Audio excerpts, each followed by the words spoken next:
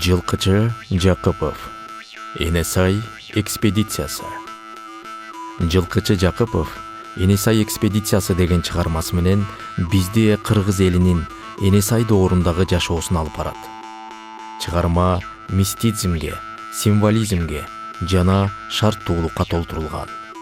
Өзүнүн графикалыгы менен кызыктуу. Дагы бир өзгөчөлүгү, сүрөттөгү элементтер көндүм академиялык ыкмада колдонулбай, мейкиндиктеги аралык, жайык колдонулгандыгында.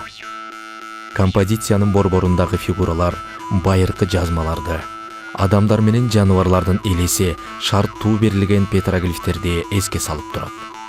Сүрөтчү геометриялык формаларды бирде басаңдатып, бирде күчөтүп, сүрөткө ыргак менен ырааттуулукту бере алган.